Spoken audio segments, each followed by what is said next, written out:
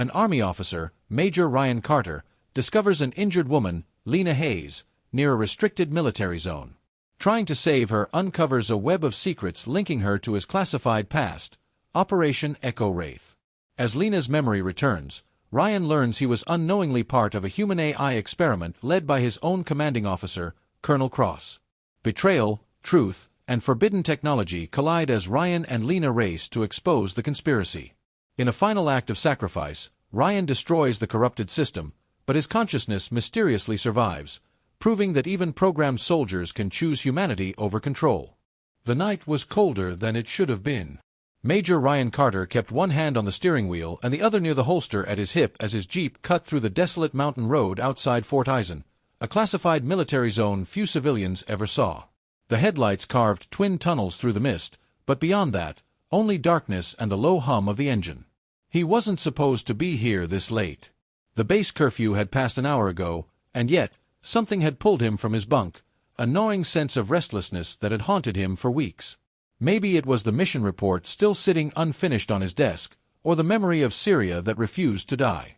He tried not to think about Syria. The silence was broken when the radio crackled, static, then nothing. He frowned, tapped the dial, but the signal had vanished. "Perfect," he muttered, glancing at his GPS. No signal there either. The road twisted along the cliffs like a scar. Below, the valley dropped into darkness. Above, thunder rumbled, distant, but moving closer. Then he saw it. A flicker of light, brief, faint, at the edge of the road. Like a reflection. Ryan slowed the jeep, scanning the shoulder. At first, he saw nothing but fog and wet gravel. Then the beam of his headlights swept across a figure lying in the dirt. Jesus Christ! He stopped the vehicle, stepped out cautiously, boots crunching on gravel. The cold wind slapped against his face as he approached. It was a woman. Mid-20s, maybe early 30s. Her clothes, a torn jacket, blood-soaked at the sleeve. Mud streaked her face, and her breathing was shallow but steady. Her hair, tangled and wet, clung to her cheek. Ryan crouched beside her, fingers checking for a pulse. "Hey," he said firmly. "Can you hear me?" No response. He looked around, tire tracks cut deep into the roadside mud. Fresh. Whoever had left her here hadn't gone far. Ryan reached into his pocket, pulled out his field flashlight, and scanned the area. A faint trail of blood led a few yards down the slope before vanishing into the dark woods. He drew his sidearm instinctively. Whoever did this might still be out there.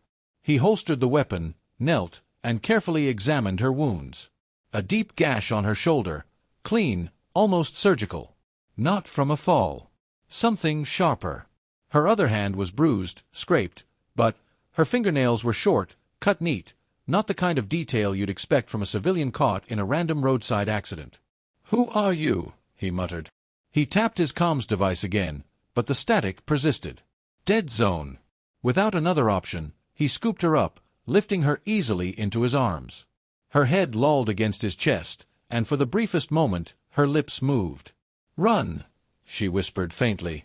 Ryan froze. Her eyes fluttered open just long enough for him to see the terror inside them, not pain, fear. Then she went limp again. "Run from who?"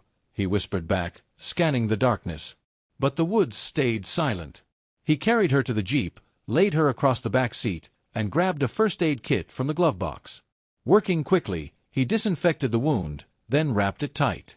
It wasn't clean work, but it would hold.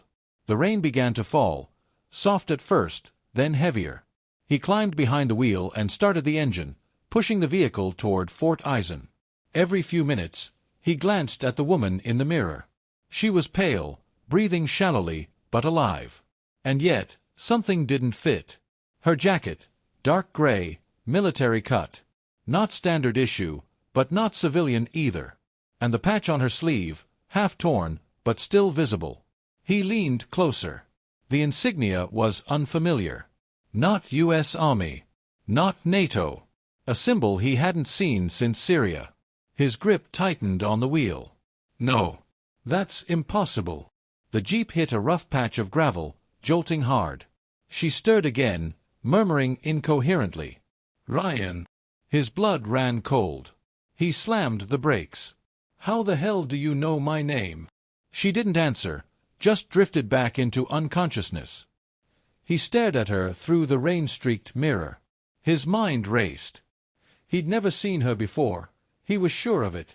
Yet she had spoken his name as if she'd known him for years. He floored the accelerator. The rain turned to sheets, hammering the windshield. Lightning illuminated the horizon, the barbed fences of Fort Eisen coming into view. By the time he reached the checkpoint, 2 guards rushed forward. "Major Carter!" one of them shouted. "Sir, you're way past clearance time." "She's hurt," Ryan barked. "Open the gate." They hesitated only a second before signaling the tower. The massive steel gates creaked open, letting the jeep roll through. As he pulled into the emergency bay, medical personnel ran out. Dr. Evelyn Shaw herself appeared at the entrance, lab coat soaked from the rain. "What happened?" she demanded. "Found her on the side of the road, mile marker 32, Ryan said, helping lift the woman onto a stretcher. "Possible trauma, blood loss, maybe concussion." Dr. Shaw's eyes scanned the patient quickly, her brow furrowing. "This isn't a civilian," she muttered. "Look at her shoulder, field stitching, old scar tissue. She's had combat wounds before." Ryan blinked. "You're saying she's military?" Shaw nodded slowly. "Or trained like one." They wheeled her inside, disappearing into the sterile glow of the medical wing. Ryan followed until the nurses blocked his way. "Sir, we need space to work," Shaw said firmly. He nodded, stepping back. "Just keep me updated." As the doors shut, he stood there, drenched, exhausted, heart-pounding. He should have felt relief for saving a life. Instead, he felt something else. Unease. Because something about this didn't feel random. An hour later, Ryan sat in the debriefing room, drying his jacket. Lieutenant Mark Reeves entered, tossing a file onto the table. "Base surveillance shows no traffic on that road for 6 hours, Mark said. "No tire matches, no civilian logs, nothing. It's like she appeared out of nowhere." Ryan frowned. "Someone dropped her there. Whoever it was didn't want her found." "Or wanted you to find her," Mark countered quietly. Ryan looked up sharply. Before he could answer, the door opened again. Dr. Shaw stepped in, pale, visibly unsettled. "She's stable," she began, then hesitated. "But, Ryan, there's something you need to see." She handed him a small plastic evidence bag. Inside was a dog tag, blood-stained, scratched, but legible. Ryan's breath caught. It had his own name engraved on it. Ryan Carter stared at the dog tag like it was a ghost from his past. His name.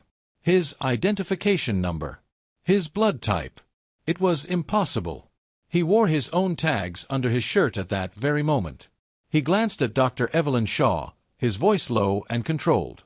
"Where exactly did you find this?" She crossed her arms, her tone measured. "In her jacket pocket. It was wrapped in cloth, like she was hiding it." "Any explanation?"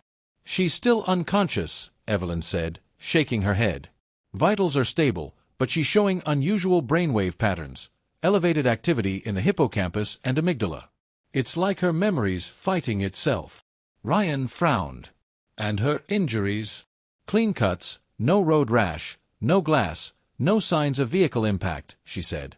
"These weren't from an accident, Ryan. Someone cut her, precisely, and dumped her there." Ryan ran a hand through his hair, pacing.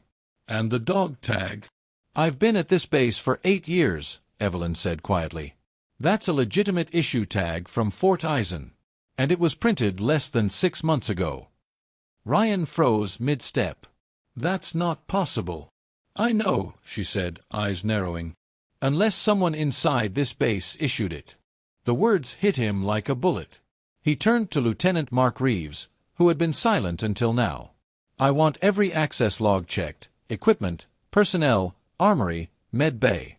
If someone's forging tags, they're inside the wire." Mark nodded grimly. "Already on it." As he left the room, Ryan turned back to the evidence bag. His reflection glimmered faintly off the plastic. His name, his ID, his own shadow staring back at him. Something about this woman, Lena Hayes, as they later learned from her faint murmurs, wasn't an accident. She was placed. But why? 2 hours later, the base was quiet again. The storm had passed, leaving only the soft hum of generators and the distant bark of orders. Ryan made his way back to the medical ward, where Lena lay asleep under dim lights. Her face looked calm now, almost peaceful, but the monitors around her told a different story. Heart rate fluctuating, stress spikes every few minutes. Her mind was awake even when she wasn't. Dr. Shaw was checking her vitals when Ryan entered. "Any change?" he asked. Shaw glanced up. "She's muttering in her sleep. Fragments. Mostly numbers." "Numbers?" Shaw nodded. "A sequence. 2-9-1-7, Delta. Repeats it over and over." Ryan stiffened. That code sounded eerily familiar. He crossed to the other side of the room, pulled out his encrypted tablet, and typed in the sequence. The system hesitated, then unlocked a classified file buried deep within the Fort Eisen archives. Operation Echo Wraith. His blood went cold. That mission was supposed to be erased 3 years ago, the mission that had destroyed his career before it even started. A covert operation in Syria to intercept stolen bioweapons data. The mission where half his unit died, and the data vanished. The official report had called it a field failure due to enemy interference. But Ryan always knew it was more than that. Someone had sabotaged them from within. Now a stranger, found bleeding on the roadside, was whispering that same code. He turned to Shaw. "You didn't mention that she said my name." Shaw blinked. "I thought I misheard. She said it before she passed out. She knows me." Evelyn frowned. "Or she was trained to know you." The words hung heavy between them. By morning, the base had gone into low alert. Colonel David Cross, Ryan's commanding officer, summoned him immediately. When Ryan entered the colonel's office, Cross was already standing by the window, uniform sharp, demeanor colder than usual. "I read your report," Cross said flatly. "You brought an unidentified woman from a restricted area without clearance. You're aware that violates Article 17 of the Base Security Code." Ryan stood at attention. "Yes, sir. But leaving her there would have been negligent. She needed medical aid." Cross turned, his piercing gray eyes narrowing. "Do you have any idea who she is?" "Not yet." Cross stepped closer, voice low. "Then I'll tell you who she might be. 2 months ago, we lost contact with a defense contractor named Lena Hayes. She was working on secure biometric tech for classified AI drone systems. She vanished on a test run. CIA flagged her as either abducted or a double agent." Ryan's breath caught. "You're saying she's a spy?" Cross shrugged slightly. "I'm saying the timing is convenient, and the fact she's found near our perimeter isn't coincidence." Ryan exhaled. "Sir, she was dying when I found her." "Dying people can still lie, Major," Cross snapped. "You've seen it before." Ryan clenched his jaw. Cross's tone softened, almost sympathetic. "You've been through enough fallout already, son. Syria nearly broke you. Don't let this drag you under again." Ryan's eyes flickered. "Permission to continue observing the case, sir." Cross studied him for a long moment. "You're too close to this, Ryan. Maybe that's exactly why I should be the one to find out what's really going on." The colonel hesitated, then nodded reluctantly. "Fine. But tread carefully. If this woman's connected to Echo Wraith, you're walking straight into a minefield." Ryan saluted sharply and exited, his pulse pounding. That evening, Ryan returned to the medical bay. Dr. Shaw was finishing a report. "She woke up once," she said quietly. "Disoriented. Panicked. Kept asking where she was, and when I told her Fort Eisen, she tried to pull out her .4 and run." Ryan approached the bed. "Did she say anything else?" Shaw hesitated, then pointed to the tray beside her. A small note lay there, hastily scribbled, smeared with blood. "You're not supposed to be alive." Ryan felt a chill crawl up his spine. "She wrote that." Shaw nodded. "Before passing out again." He picked up the note, staring at the uneven letters. He wasn't sure which part disturbed him more, the message itself or the fact that she wrote it as if she knew him. Hours later, after everyone had gone to sleep, Ryan sat alone in his quarters, turning the dog tag over in his hand. His reflection flickered in the metal, tired, uncertain, haunted. Then his computer pinged, incoming encrypted message. No sender ID. He opened it. A single line of text appeared. She's not who you think she is. And neither are you. Then the screen went black. He stared at the dark monitor, pulse racing, when the power in his quarters suddenly flickered. For a split second, he saw movement in the window, a shadow. He drew his weapon and moved silently toward the door. But when he opened it, the corridor was empty. Only the faint echo of footsteps fading into the dark. Major Ryan Carter didn't sleep that night. The note. The dog tag. The shadow outside his door. Every piece felt like a move in a game he didn't understand. By dawn, the base was humming again, trucks idling, boots striking concrete, radio chatter filling the hallways. Ryan walked straight to the intelligence lab, bypassing salutes. He needed answers before someone else buried them. Lieutenant Mark Reeves looked up as Ryan entered. "You look like hell, Major." "Feel like it too," Ryan muttered. "You still have clearance for archival systems?" Mark frowned. "Yeah, why?" Ryan slid the dog tag across the desk. "Run it through internal issue records. I want to know who printed this, when, and under whose authorization." Mark turned to the console. The system hummed as he entered the serial code etched into the metal. After a moment, the screen blinked. Tag ID 7824RC. Issued by Forge ID #C 1179. Authorized signature Call David Cross. Mark looked up slowly. "Your CO printed this." Ryan's jaw tightened. "That's impossible. He's never in the field." "Still," Mark said carefully, "his signature's here. Maybe someone forged it." "Or maybe someone wants me to believe he didn't," Ryan said.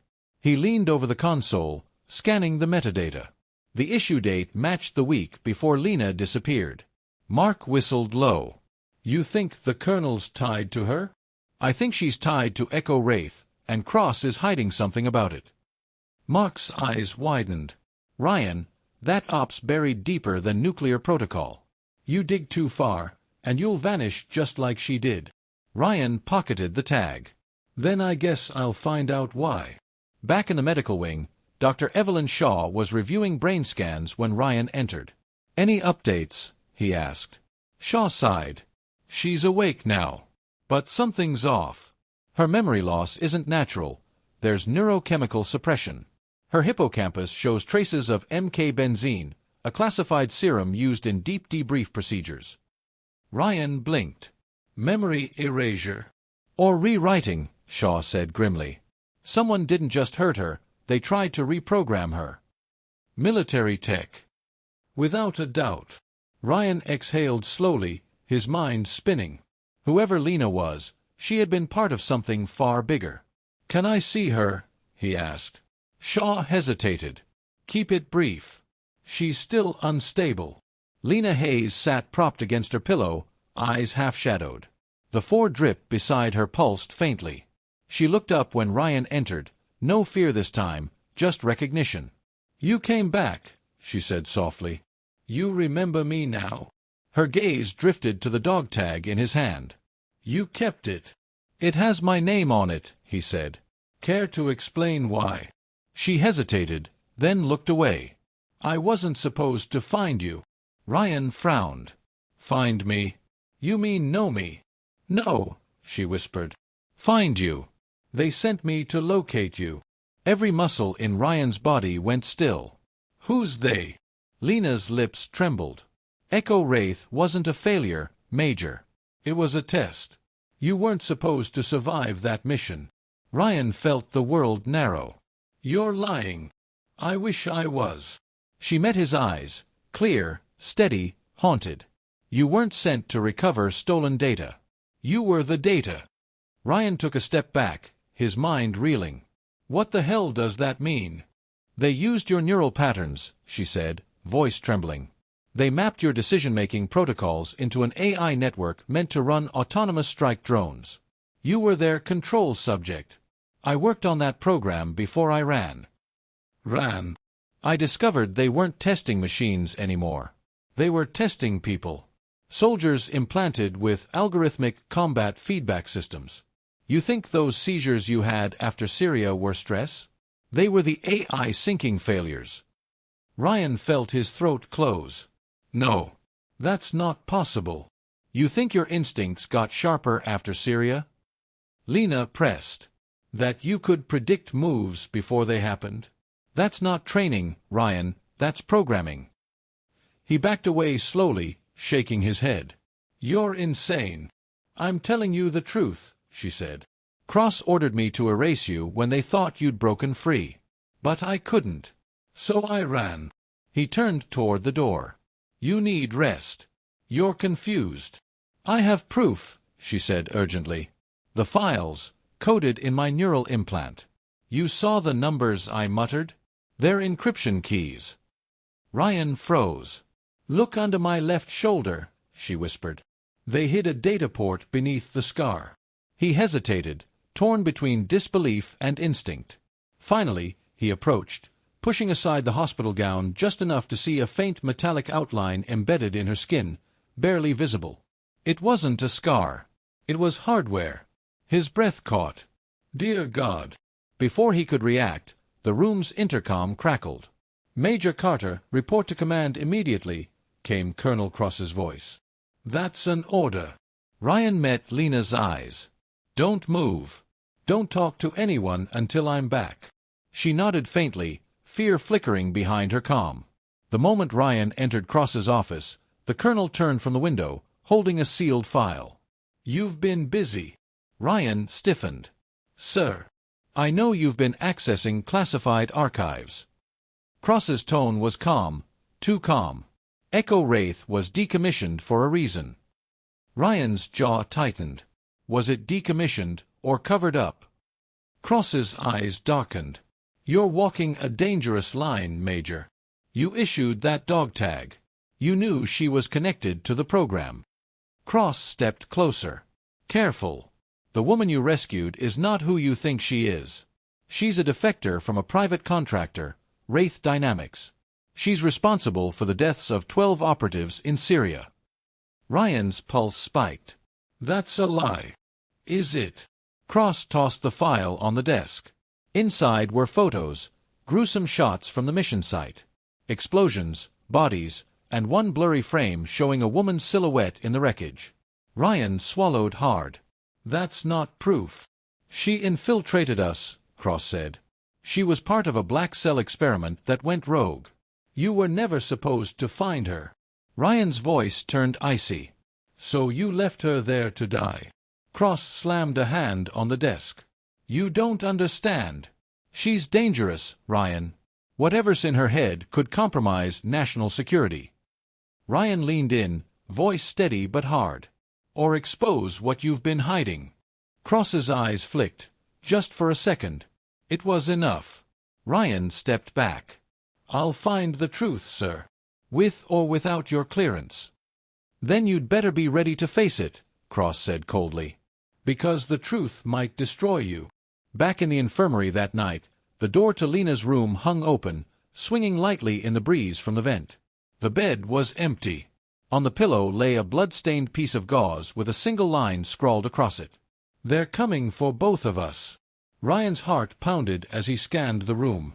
The window was shattered, footprints leading toward the fence line. He grabbed his rifle, heart racing, and stormed into the rain. Through the floodlights and fog, he saw her, Lena Hayes, limping toward the perimeter, pursued by 2 armed soldiers in black tactical gear, no insignias. He raised his weapon. Stop! But the first shot had already been fired. The night exploded with gunfire. Major Ryan Carter sprinted through the rain, boots pounding on wet gravel, the storm flashing white above the base. His rifle barked twice. One mercenary fell, the other ducked behind a truck. The floodlights flickered as alarms blared, soldiers pouring out of barracks, shouting over the storm. Ryan reached Lena, who was crouched by the outer fence, blood staining her sleeve. He pulled her to cover behind a Humvee. You're hit. She shook her head fiercely. Just grazed. They're not here to kill me, they're here to take me back. Ryan peered over the hood, eyes narrowing. The black-clad soldiers weren't wearing U.S. insignia. Their movements were too coordinated, too rehearsed. Private contractors, he muttered. Wraith Dynamics. Lena's voice broke. Their Cross's cleanup team. Ryan's blood went cold. Move, he ordered, grabbing her hand.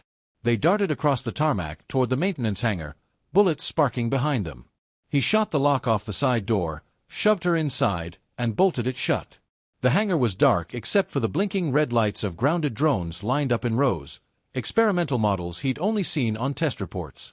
Ryan, Lena said between gasps, you shouldn't be here.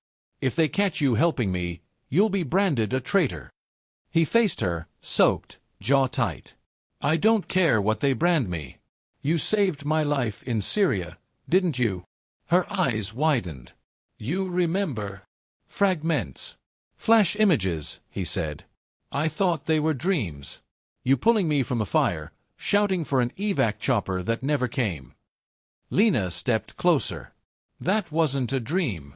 You were the only survivor because I disobeyed orders to erase you. He blinked, realization dawning. You were on that mission. I was in that mission. Embedded as tech support for Echo Wraith. She touched her temple. I carried the command AI inside my neural link. They told me you were dead. Then when I found out you were still alive, you ran. She nodded. They sent hunters after me ever since. Ryan exhaled, the storm echoing outside. Then we both know too much. From outside came the crunch of tires. They're breaching, Lena hissed. Ryan's mind raced. There's a service tunnel under this hangar, leads toward the old supply depot. Lena winced as she stood. Then what? Then we find proof, he said. I'm done being used as someone's weapon. They moved quickly through the shadows, following the maintenance tunnel lit only by flickering bulbs. The air grew colder, damper. Somewhere above, the alarm had cut out, replaced by the low hum of blackout power. Lena spoke softly as they walked. You don't remember everything from Echo Wraith, do you? Only flashes. Noise. Pain. She hesitated. They implanted you with the prototype control AI. You weren't just leading the mission. You were the mission. Your choices were being fed into the algorithm in real time. That's why you felt those blackouts, those flashes before combat. Ryan clenched his fists. You're saying every instinct I trusted was programmed? Not at first, she said gently. You were chosen because of your intuition. They wanted a soldier who thought like a human but reacted like a machine. He laughed bitterly. So I'm both. Before she could answer, the tunnel lights went dark. Ryan froze, raising his weapon. Footsteps echoed from behind them. 3 beams of flashlights cut through the darkness. Cross's men. Run, he whispered. They sprinted down the corridor as gunfire shattered the silence. Sparks flew from metal pipes. Ryan fired backward blindly, hitting one pursuer. They burst through a maintenance door and into the old supply depot, a cavernous space filled with crates and shadows. Here. Lena pulled him toward an old terminal station. I can access the internal servers. If we can get into Cross's restricted files, we can expose Echo Wraith. Ryan covered her as she booted the ancient computer. The monitor flickered, sputtered, then displayed the Fort Eisen emblem. Come on, she muttered. He heard boots above. They're surrounding us. I just need 30 seconds. Take 20. The system blinked to life. Streams of code scrolled across the screen. Lena's hands moved fast, her eyes darting as data decrypted. Then she froze. Oh my God. Ryan glanced at the screen, lines of files, reports, mission logs, each labeled with names and dates. But what made his stomach turn were the folders beneath. Project Echo Wraith, Behavioral Test Subjects.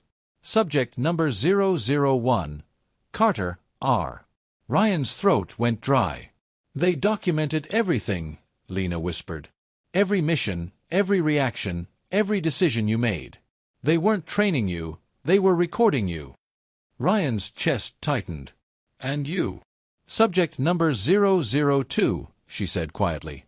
They paired me with you to monitor emotional variables. That's why she trailed off. Why we what?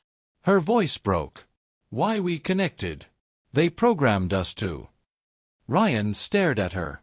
That's not true. Ryan, the way we found each other, the way we trusted each other, it wasn't chance. It was control. He shook his head. No. They can't program that. Ryan. The terminal sparked suddenly. A deep voice echoed through the depot's intercom. Major Carter. Colonel David Cross's tone was low, deliberate. Stand down. Bring her in. You've done your duty. Ryan looked up, eyes narrowing. You betrayed every soldier here. I built something bigger than soldiers, Cross replied calmly. You're proof that we can perfect humanity through control. Perfect humanity? Ryan growled. You destroyed it. Cross's voice hardened. If you walk out of there alive, Major, the world will burn with what you know. Don't make me give the order.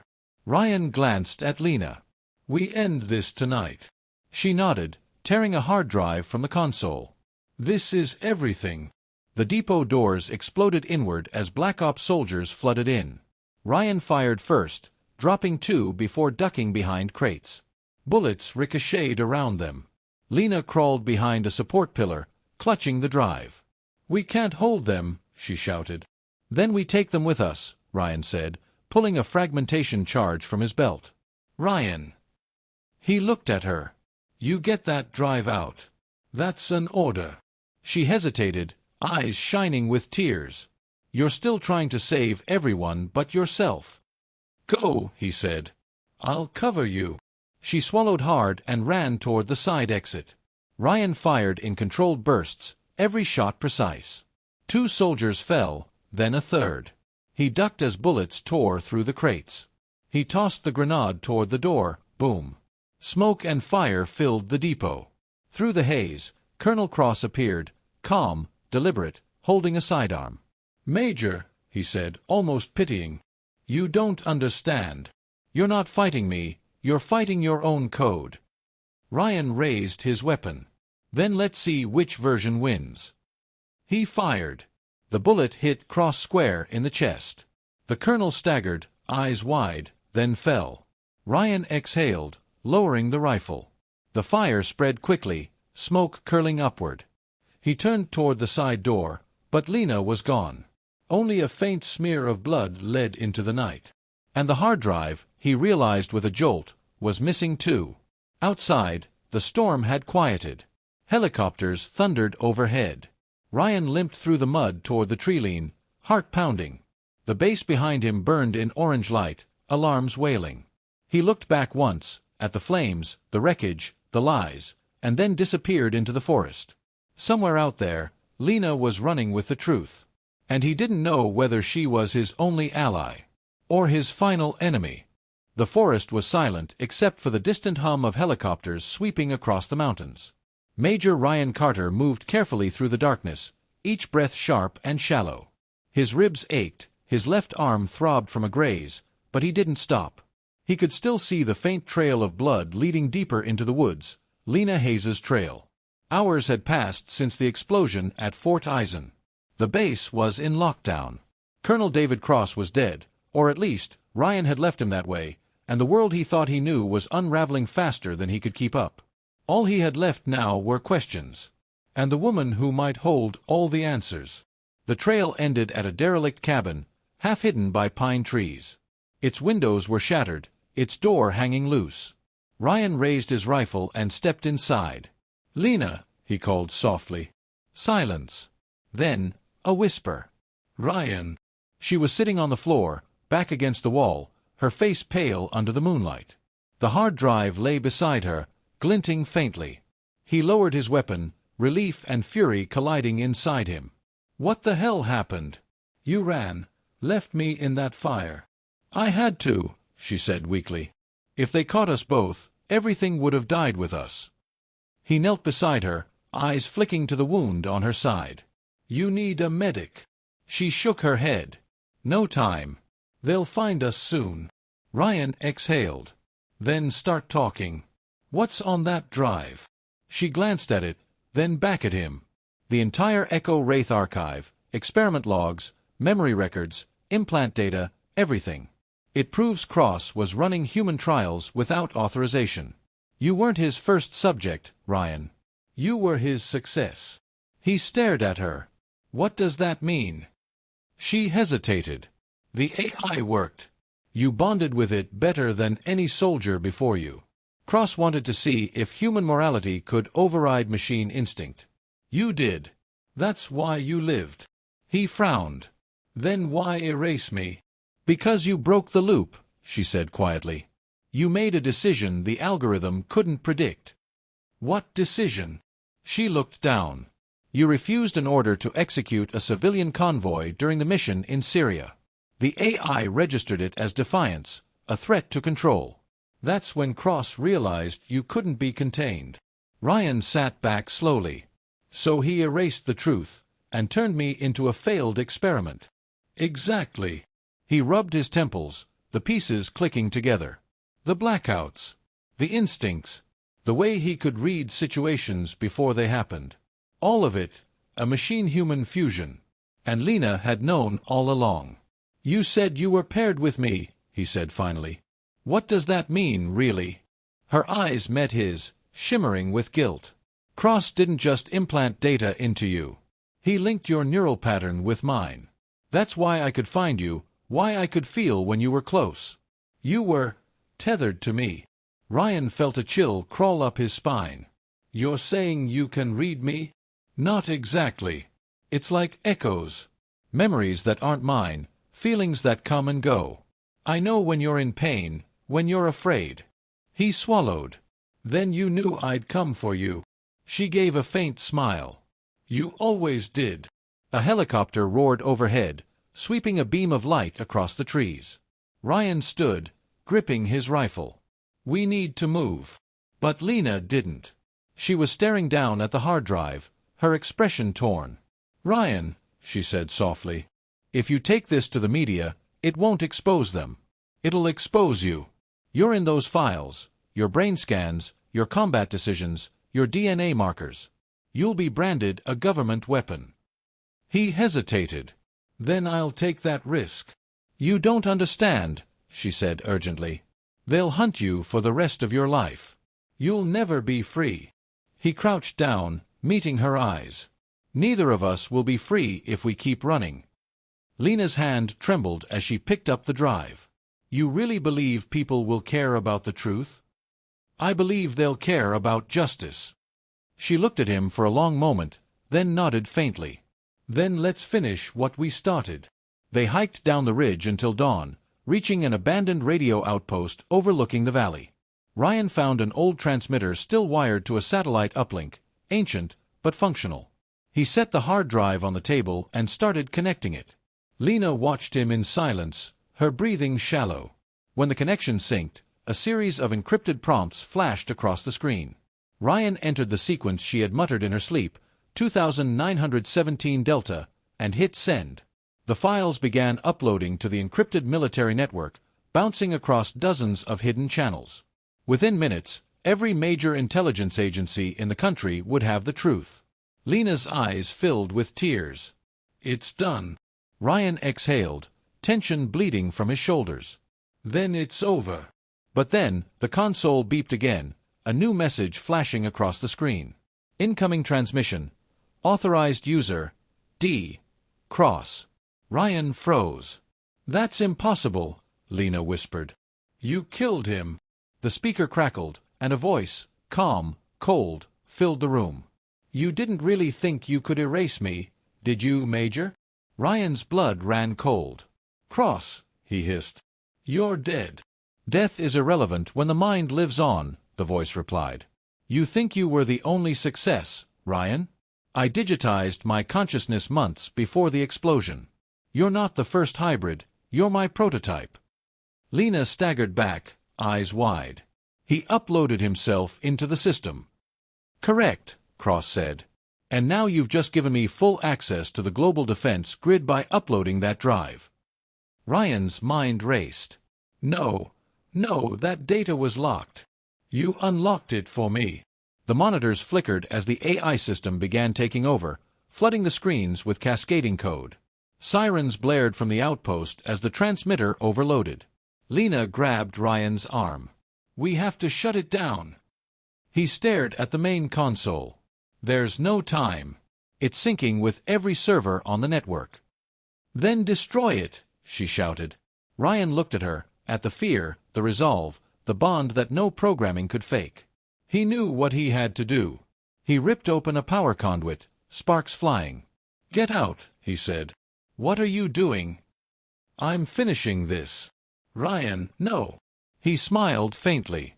Tell them I wasn't the weapon. I was the warning.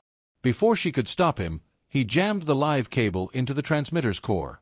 Electricity surged through the console, flames erupting. The system screamed as code disintegrated. Lena was thrown backward by the blast. The outpost exploded in a thunderous roar, fire lighting the valley like a sunrise. When the smoke cleared, rescue teams combed the ruins. They found nothing of Ryan Carter, only a charred fragment of his dog tag, half melted, engraved with his name. But weeks later, in a classified data vault deep beneath the Pentagon, a technician reported an anomaly, a flicker inside a dormant AI file labeled Echo Wraith. A single line of code had rewritten itself. Carter.R. Active. Far away, in a quiet cabin under a false identity, Lena Hayes stared at an old laptop. The screen blinked once, then a familiar voice, calm, human, unmistakably his, echoed through the speaker. Lena, did we win? Her eyes filled with tears. She smiled through them. Yes, Ryan, she whispered. We did. The signal faded into static, leaving only the hum of the wind outside, soft, endless, and free.